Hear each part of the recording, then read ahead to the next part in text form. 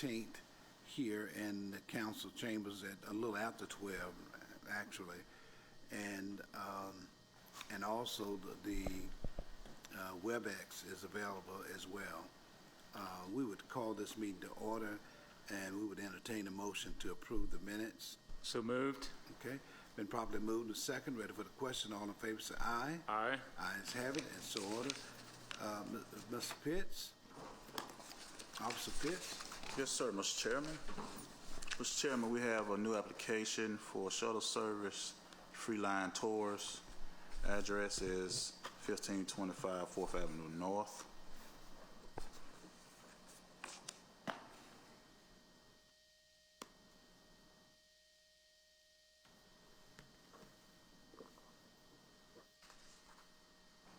Sure. Go. I'm sorry. I thought you would come. I'm sorry. Would the applicant, if you're here, would you come and approach the podium here and tell us what you're doing? Hello, Mr. President and the council persons and Detective Pitts. My name is Antonia Martinez Ravel. I am the president of Freedom Line Tours. We're located in the 4th Avenue Historic Business District. We're actually a tour operator providing cultural heritage tours. And I'm glad to come before the committee because there seems to be a misunderstanding on the classification of our services. It's my understanding that we are being treated as a shuttle taxi service, and that's a different type of NASAC classification code. Mm-hmm. And I know it's probably a situation that's larger than this committee, but it is something I'm hoping that you all could look further into, especially with us having the World Games coming next year. I'm sure there are many small businesses, as myself, actually micro businesses, that would like to provide this type of service. But as it is right now, the licensing is only for shuttle services, and that's not what we do. Officer Pitts, do you have anything you can offer to this? Yes, sir, Mr. Chairman. We had different classifications in the ordinance, and I spoke with Ms. Ravel on last week. I believe it was last week we spoke, and she was explaining to me about where the customers purchase I let her explain how it works with the customers, but we have a courtesy shuttle service that can fit her model. I mean, but there is no, she doesn't have to use the shuttle service. She can fall upon the courtesy shuttle service if she's going to use the business models that she's offering. And so she could still very well participate in the World Games activities. Yes, sir. But just as you said, courtesy. Shuttle, yes, sir. Courtesy. So then I guess the shuttle speaks to a bus as opposed to a van. Is that what you're saying? It's either or when you're dealing with a shuttle service. You get a van or a bus. Okay, so she's got a picture of a van. So, and I'm giving you a more detailed definition of the type of service that we have, just going from the National Tourism Industry definition of a tour operator. A tour operator is an organization or company who buys individual travel components separately from suppliers and combines them into a package tour, which is sold at their own price tag to the public directly through a middleman, a tour operator, which is us. So in that package, it just includes the ability to take them to the locations, but they're not paying us for the vehicle transportation. They're paying us for the third-party reselling of a museum, National Historic Landmark type of guided tour. my understanding that a shuttle taxi service is paying for the vehicle usage to shuttle you to different locations, and that's different. But I'm just trying to see is that something that we need to be concerned with in as much as you need to be concerned with in terms of what you're offering? I would like it to must certainly be further looked into, because as a micro business that I am, meaning 2 people, right, it's about $1,000 just to do business in this city as a tour operator. Mm-hmm. And my biggest concern is that you have other companies that are not located in our city providing the same service. But are they required to pay the same amount? I seriously doubt it. They're coming from other locations, but we're going to the same historic district or the Negro League Museum or the Vulcan. And because I'm licensed properly in the city, it's like I'm being punished. Well, that's probably a conversation we need to have with the World Games folk.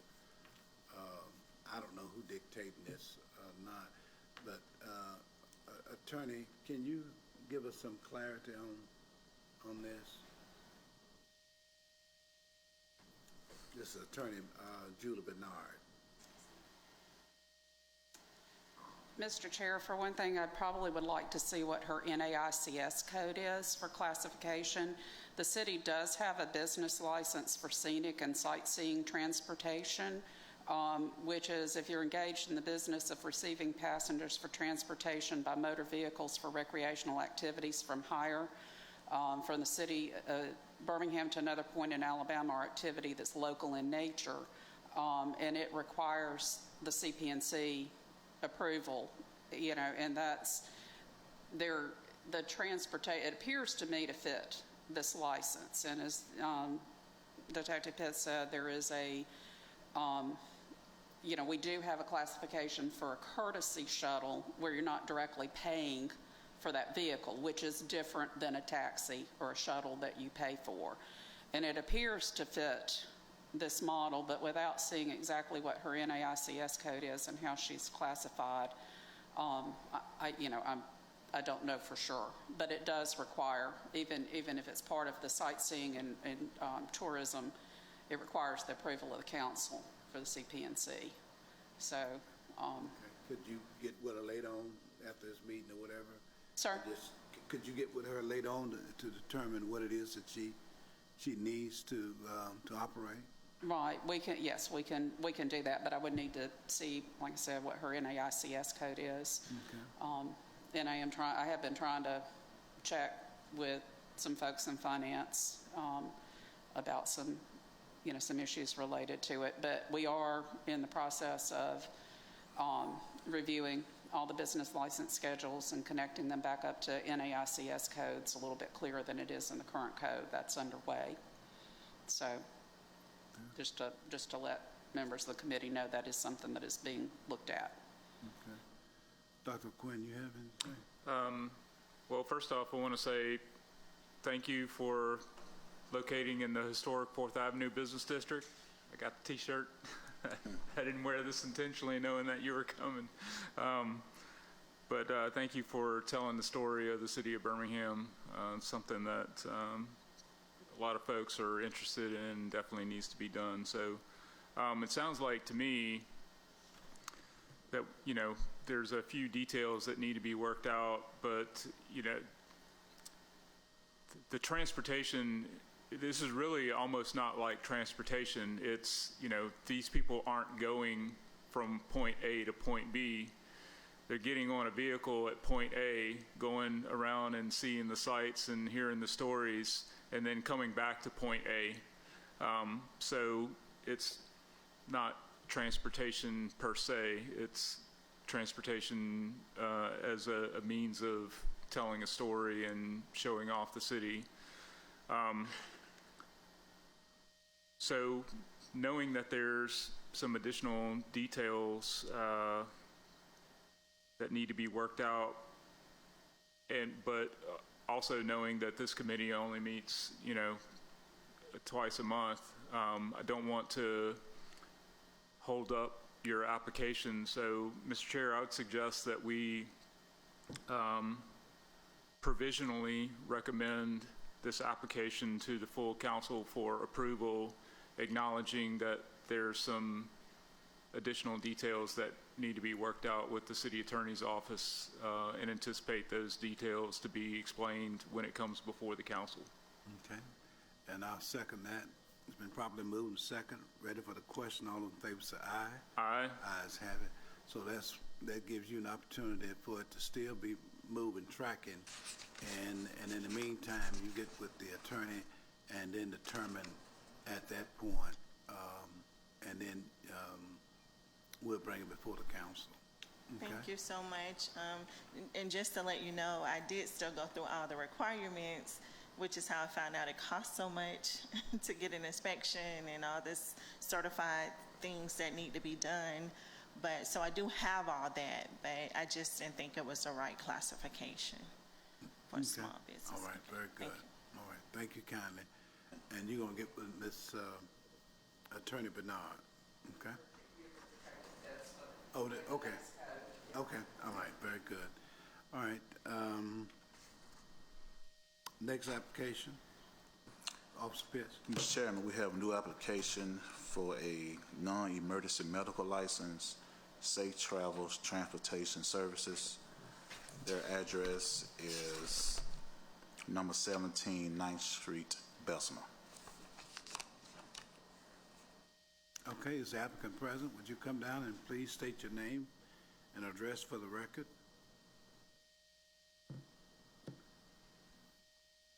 My name is Lakita Leonard, address 17 9th Street, Bessemer. Can you speak up? Oh, I'm sorry. My name is Lakita Leonard, address 17 9th Street, Bessemer. Okay. All right, you want to tell us what you're doing here, Miss Leonard? I have a non-medical transporting service, is what I'm trying to do. Taking patients around to their doctor's appointments, making sure they get there on time to each appointment, looking for Medicaid, travel aid, Medicare to cover their expenses. Okay. Officer Pitts, is there a report on this? Yes, sir, Mr. Chairman, she has met the necessary requirements. Okay, all right. Dr. Quinn? Yes, is your, the van I see here in the picture, is that equipped with a wheelchair lift then? No, sir. No? Okay.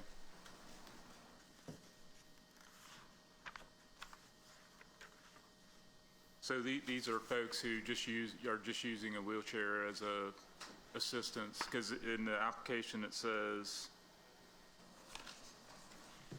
all right, I understand. This is the classification out of the ordinance.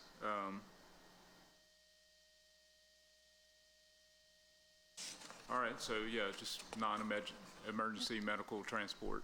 Yes, sir. Okay. All right, what's the pleasure of council? Any other member want to speak to this issue? Okay. Go ahead, sir. Mr. Chair, I would make a motion that we recommend this application to the council for approval. Okay, it's been properly moved and second. Ready for the question? All those in favor say aye. Aye. Ayes have it, so ordered. All right, thank you. Thank you. All right, good luck to you. Under the old and new business, I'm going to ask the executive director of transit to come down and Mr. Frank Martin and make a presentation. Good afternoon, Mr. Chair. Afternoon. It's been a while since we have presented to your committee, and I thought I would come back and just kind of give you an update of what we're doing in regards to a major study that is near completion. It's called the Comprehensive Operational Analysis, and it's a process where we have gone through and taken a deep dive looking at the entire network to make certain improvements in the overall system. So I apologize for not having a PowerPoint or whatever, and you have the slides in front of you. If you now move to page 2, and I'll quickly walk you through this presentation. So the overall project goals to grow and increase ridership and also increase transit as a mode share.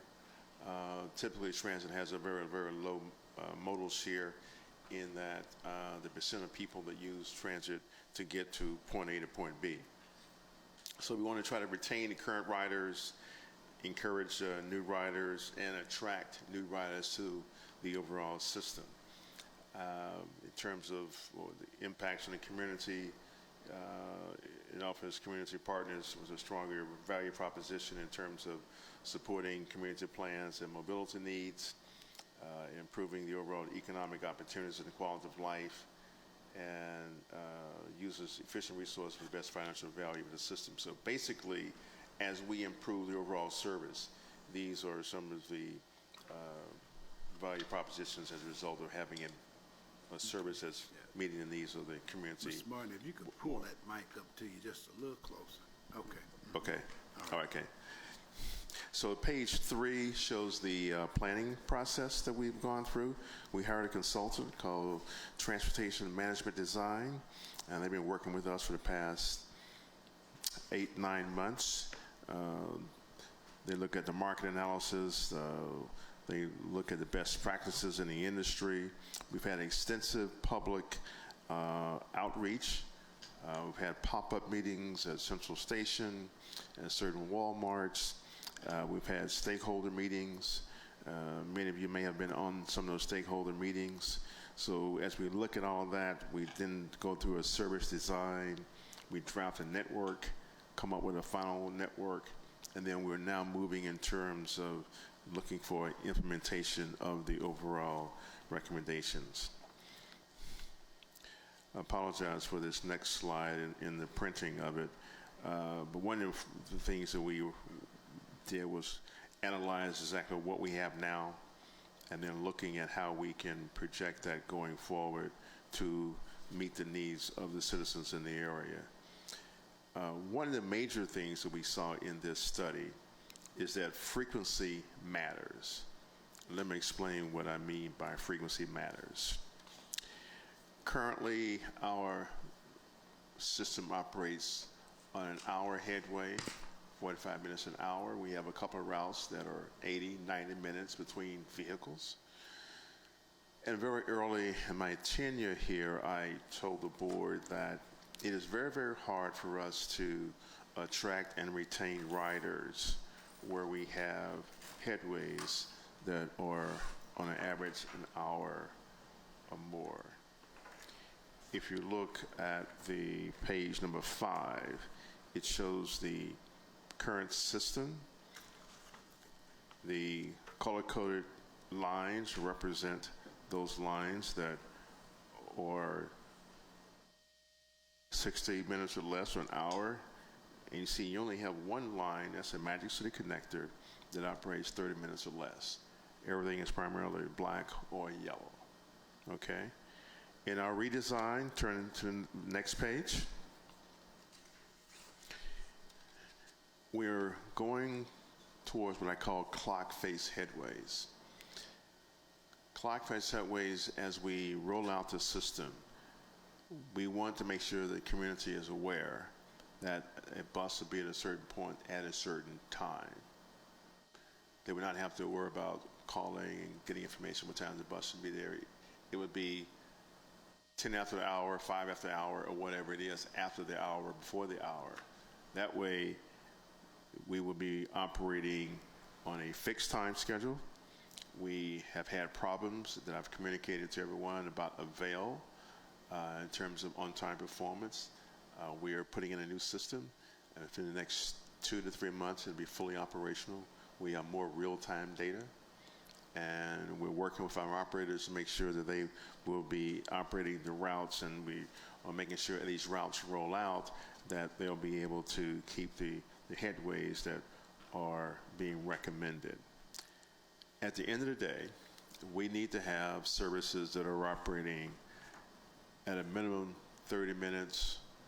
Over time, that will happen, 30 minutes or less, as we begin to provide better overall services for the area. Page 7, network benefits, improving the frequency. all routes clock-faced.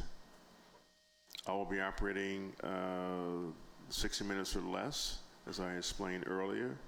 We are simplifying some of the routes, eliminating some of the potential duplication.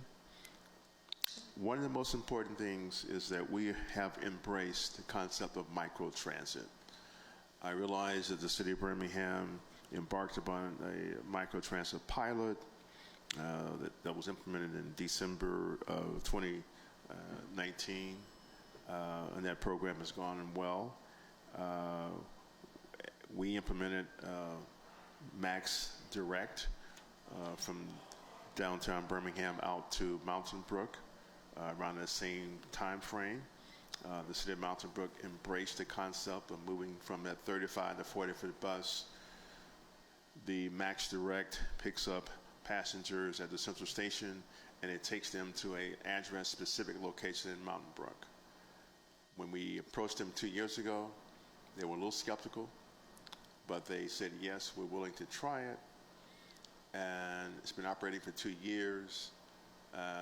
Sam Gaston, the city manager, recently we had a meeting with him, indicated that he has not had a complaint in the past 2 years for that service. So that was a testament of us working collaboratively with them regarding this service. So microtransit is going to be a big part of what we are rolling out in terms of our service area. Page 8, long-term recommendations, improving the frequency on more routes to 30 minutes. We have to get there in order to make the system more attractive. Our services should be, instead of going to the 60, 30 minutes or less. And that's going to take some time to get there, but over time, in order for this to be a viable system going forward, we have to do that. We are looking at implementing park and ride lots. That is something that is not new. It's been around for decades. Birmingham used to have several park and ride locations throughout the area. Even when I was here 35 years ago, we had the Centerpoint Express. That was a major park and ride route. During our outreach, we had a number of citizens indicated they needed Sunday service. That is something that, again, over time, and maybe as we become a little bit more progressive in our thinking, we may have to apply for a federal grant to pilot with microtransit, maybe Sunday service. That is something that we can begin to take a look at and do. Okay. Moving on to page number 9, again talking about some of the changes that we'll make. And you see, instead of having the yellow and the black, we have the red and the green, which shows a higher level of frequency of service. Based on the schedule that we have now, we have improvements that we're going to schedule for September of this year, and then January 22, and then May of 22, just before the World Games coming in. I'm going to fast forward now to slide number 10. More frequency on our priority routes. We will be developing mobility hubs, identifying hub locations where buses would be going into, and having the microtransit connection. Very, very critical, very important. Park and rides, more reliable service. And again, Councilor Quinn, we've had conversations about technology. We need to move forward on that so that we'll have an app that would be more robust in order to provide additional options for our riders. Slide number 12, next steps. We are now embarking on community meetings. We'll have a total of 11, starting on Monday, going all the way through the 22nd of July. We'll be receiving the comments from those public meetings, may tweak some of the recommendations. It is my hope to take the overall plan to the board for final approval in August, and then 3 phases of implementation, September 21, January 22, and then May of 22. Slide 13, we're trying to be progressive, thinking outside the box. You've heard me mention before that it was my hope that BJCTA would become the mobility manager for the region. That's going to be very important for us as we move forward. And in order to make this happen, we need to have an agreement with the City of Birmingham in regards to your current microtransit project. So the mobility manager region, I think, makes a lot of sense to have one entity that is providing all of the transportation services, because at the end of the day, how can we effectively move our passengers from point A to point B, or our citizens? Slide number 14. One of the things that we're recommending for September would be, if you look at this map, it shows your existing on-demand service. We're suggesting that that zone be increased by those 3 shaded dark areas. Okay? Very critical, very important for us. But then if you look at the very last page, it shows that, yes, we have embraced microtransit, and we're identifying other zones throughout the region. And if there's a way, I have asked city administration whether or not the current VIA contract can be reassigned or assigned to BJCTA. And if not, then we will have to put out a request for qualifications, proposal for entities to submit proposals to us in order to select a microtransit vendor. Since VIA has been operating for the past almost 2 years, they've been very successful. If there's a way that contract can be assigned to us, that way we could continue to roll out an expanded program utilizing their services. We have had multiple conversations with them just to get a better feel and understanding for how they're doing business. We've had great communications and great dialogue. And hopefully we can get a decision on that fairly quickly. If not, we'll have to move forward with a new proposal to go out to provide service. At the end of the day, this is an opportunity for us to expand our service, our network. I have, for the past 2 months, had meetings with all of our funding partners, all 10, and they are buying into the microtransit concept. The city of Hoover, when I had a conversation with them, because we're eliminating the Route 31 covering the Lorna Road, it's going to bypass Lorna Road, but still operate on US 31 down to the Galleria. And we were suggesting a microtransit zone for Lorna Road to the Galleria. And in my discussions with them, they said, well, maybe we need to expand the size of that zone to cover the Met. So there are a lot of options in our discussions with Mountain Brook. They have also bought into the microtransit. We are eliminating the Route 43 that goes down to the zoo and then covers part of Mountain Brook. So they've already accepted microtransit in addition to the Max Direct program. And just on Monday evening, they approved our contract. It was on their consent calendar. So they're the first city out of the 10 that's already approved the contract for us for fiscal 22.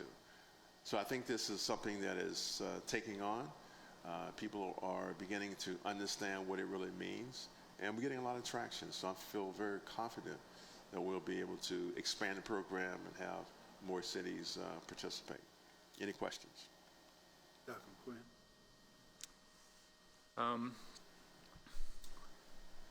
Yeah, so definitely, support the idea of the Birmingham On-Demand system coming under our, official public transit agency for the metro area, as that would allow us to draw down the federal DOT dollars that help subsidize the system. I think, the trepidation for the city of Birmingham is in regards to, do we take a very successful program that was initiated by the city of Birmingham and put it into the hands of an entity, that historically, there's been some tension with, and although we admire and appreciate the leadership that you have brought to the BJCTA, and we know that you're departing. There's uncertainty in who's going to fill your shoes, and then there's also the matter of the board of directors. Not only is the city of Birmingham's appointments up for renewal, but we have other entities on that board that don't represent the city of Birmingham. So all that to say that, there is trepidation in taking something that, has been very successful here in the city of Birmingham and making it the responsibility of another entity that,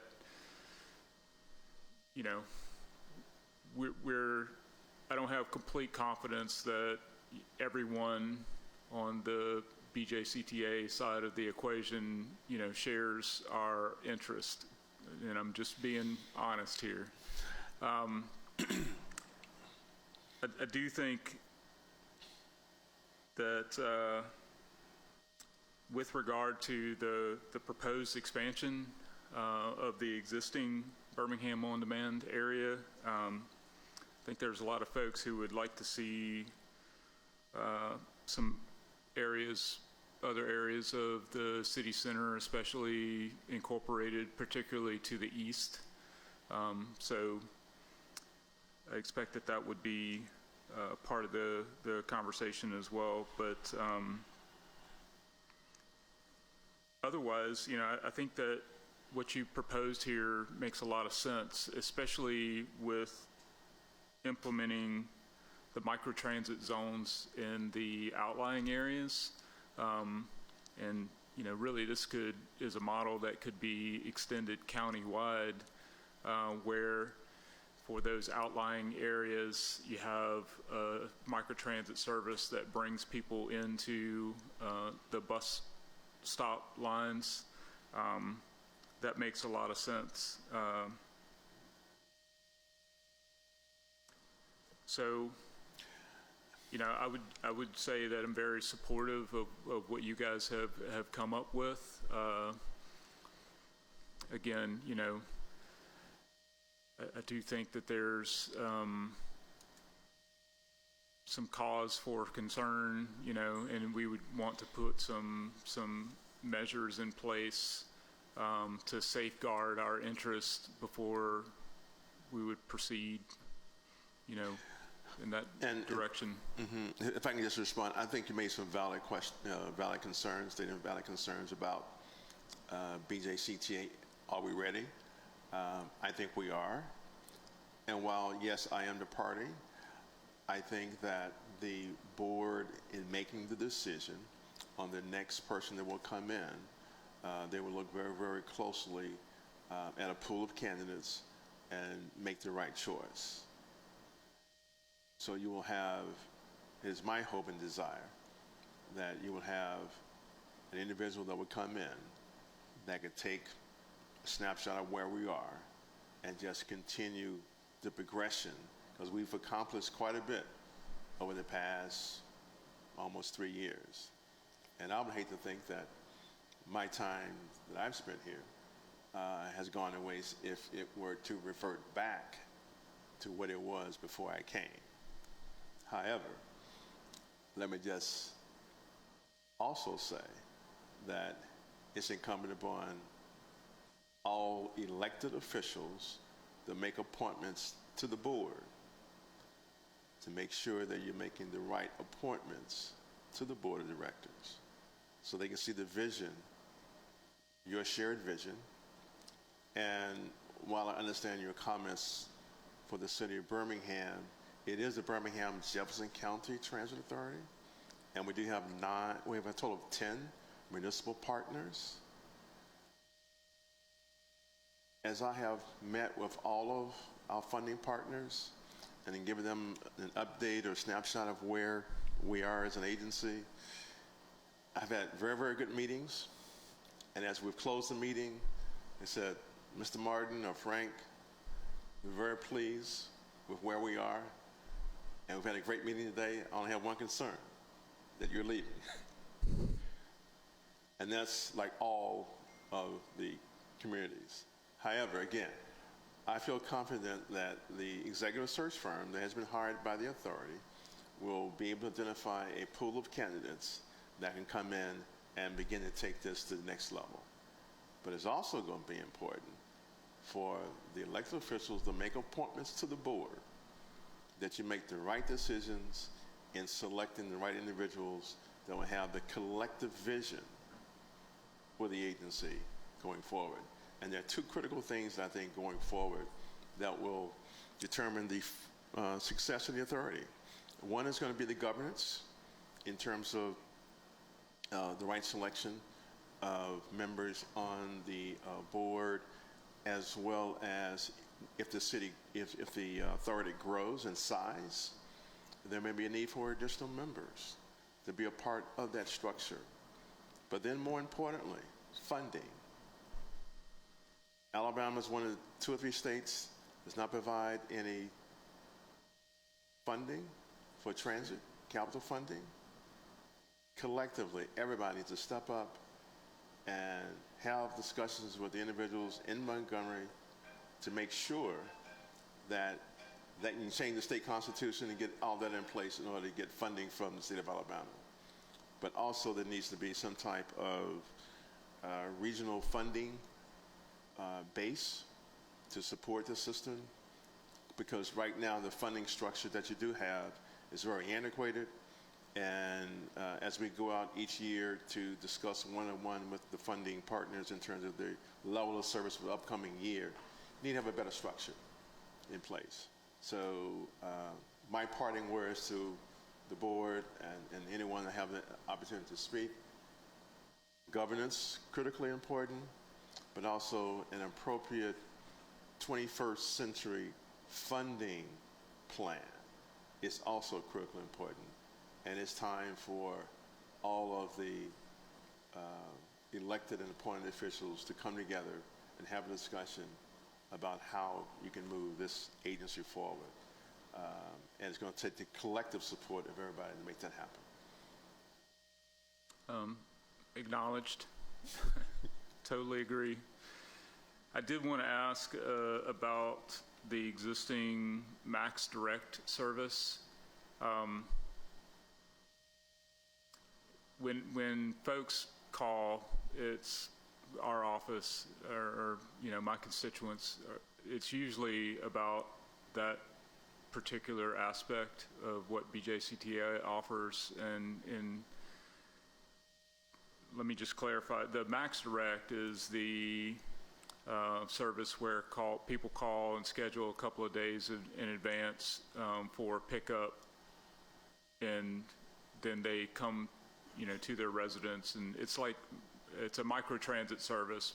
Okay, I think you're talking about the paratransit service. Yes, paratransit, VIP. I'm not sure of all the branding, but yes, I know it as the paratransit service. So these are seniors or people with disabilities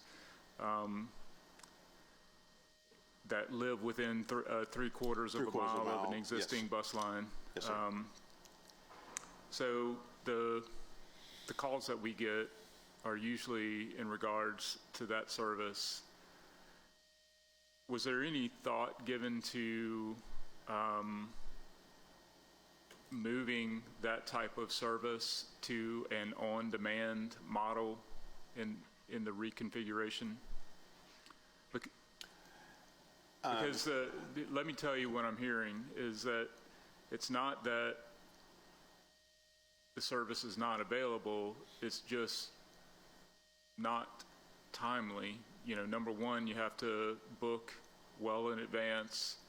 And then there's like a significant window of time that the individual who wants the ride has to make themselves available in order to be picked up. And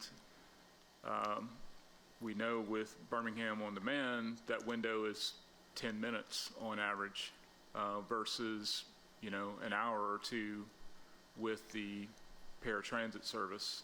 So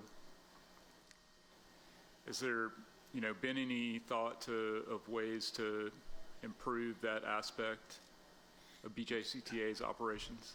There are a couple of things, and we have made tremendous progress with responding to a lot of delays that we did have with paratransit pre-COVID. Okay. Right now, we do have a major issue in terms of staffing. Like most businesses, as we're now trying to recover, we have staffing issues, not only on our paratransit, but also fixed route. I'm down operators. And as a result of being down operators, you know, the individuals that are now being picked up, yes, unfortunately, their wait times may be a little bit longer. There's a 30-minute window that we ask when they confirm that reservation, we'll be there within 30 minutes, okay? And because of our shortages, we have had some problems in terms of meeting that 30-minute window. And even on our fixed route, we've had situations where supervisors have actually been driving buses because we've not been able to hire. We have a hiring initiative going on right now, not only for staff there, but also for administrative staff. And not getting too much into the details, but I know that we will have upcoming labor negotiations with the union. That contract is set to expire on September 30. And I have recently been stating that I know that there have to be some improvements that we'll have to make in that contract, okay? And I've often used the analogy that we are competing with Buc-ee's, okay?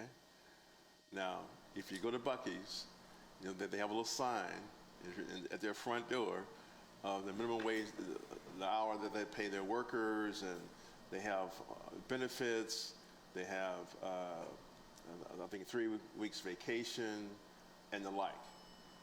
We will have to be more responsive to our workers across the board as we're going into this next phase of negotiations. So I am hopeful that collectively, as the economy recovers and we get more people in and we hire more operators, that we can eliminate those concerns with the paratransit. And over time, there may be a situation where we could have an on-demand paratransit operation, whereas they can call up and we can be there if certain. But that's going to take a little time. That's going to take a little time.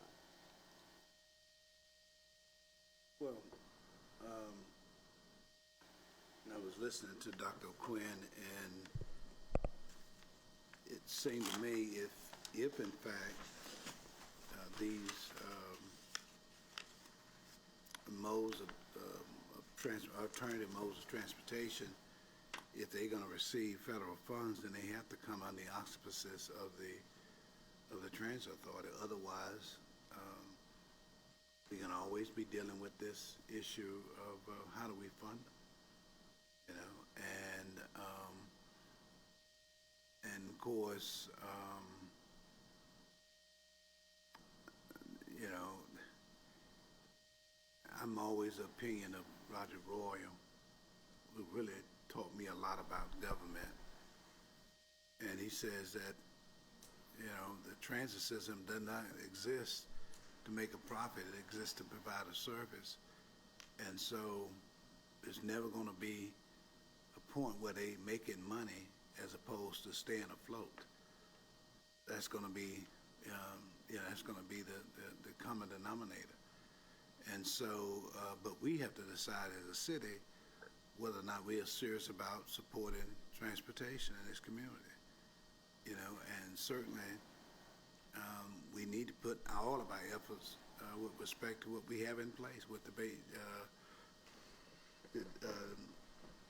was it, BJCC, TA. So, you know, that's our challenge. And so, but I think we can get there. I think governance is something that it kind of plague all of our boards and agencies, not just the transit, but there needs to be an overhaul in some regards, and then in other regards, we need to make sure that that we're consistent in what it is we do, because you get a new board, and if you change everybody, then you got to start at ground zero. You know, because people have different ideas about what it is that we need to be doing. And at least those persons who've been working towards this end, trying to find some solution, at least need to have an opportunity to, you know, to kind of see this thing through. You know, there's a lot riding on whether or not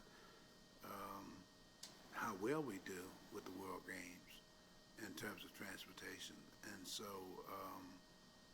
but I hear you. And maybe that's what he talked about the other entities, and I would be inclined to maybe see if we can have a joint transportation meeting with these other entities, just kind of get a feel of where we are and what we need to be working on, and just kind of look at that, because I don't want to miss the opportunity to have these conversations with others who are also, they may not be as big a player as Birmingham, but certainly they are integral part of the microism, you know. Right. So They're definitely at the table making decisions that affect the city of Birmingham. right. I wanted to add to your comments and say that, you know, we definitely need a robust public transit service, because we have a lot of employers, just like BJCTA, that are having a hard time finding employees. I had a conversation with a representative of our local hotel association yesterday, and he was telling me that there are hotels in the city that have whole floors that they're not using because they don't have the staff to be able to properly staff those floors. And Sunday service in particular would be critically beneficial to them because, as we all know, Sundays are a departure date for hotels. That's when they need staff, especially, to come in and, you know, take care of the rooms, reset them for the coming week.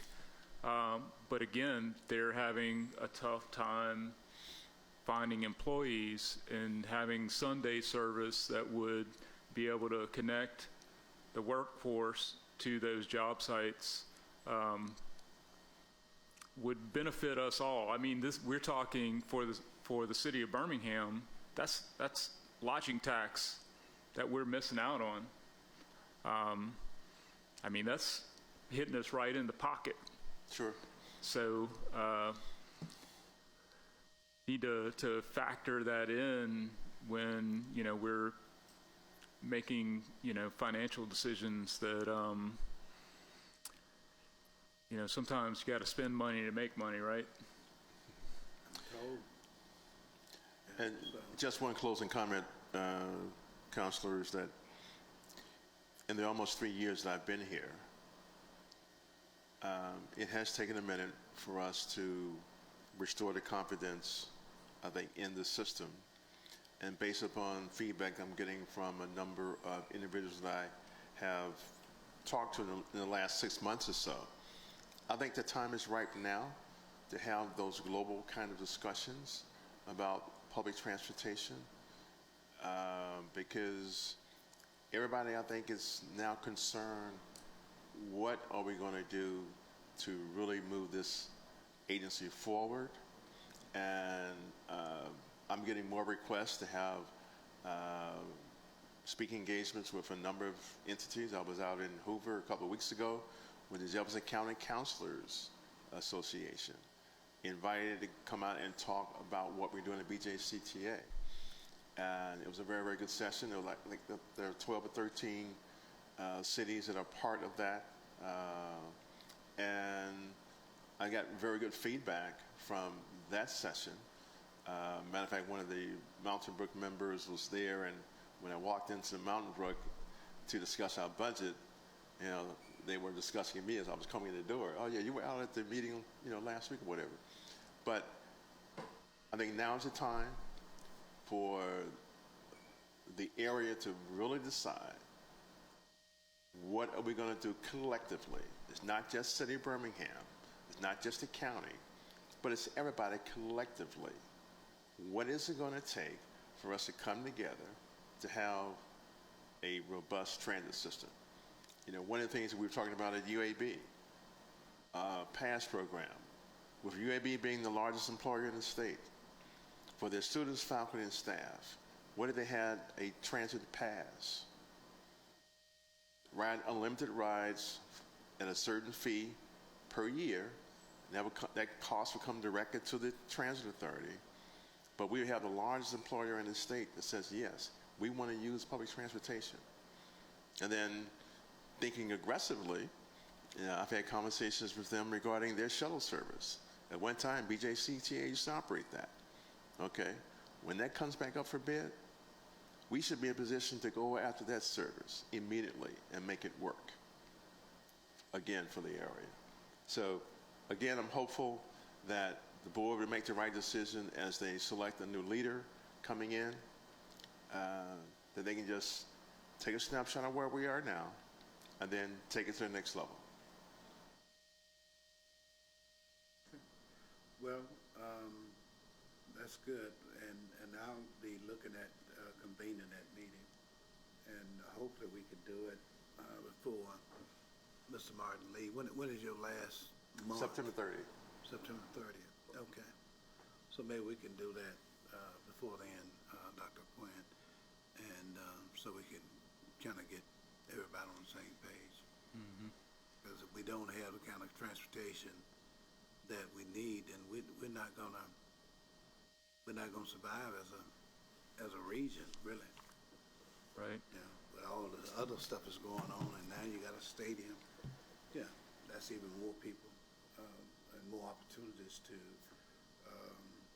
realize using public transportation or some modes of transportation. So, but thank you for your update.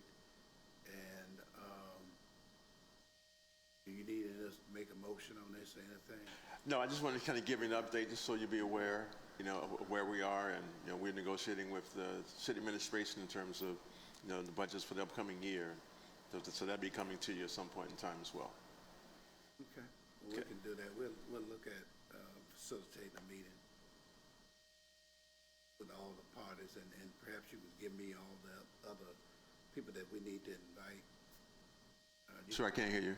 I said, perhaps you can give us who we need to invite to that meeting. Okay, certainly, Okay. certainly. Be glad to. Very Okay, good.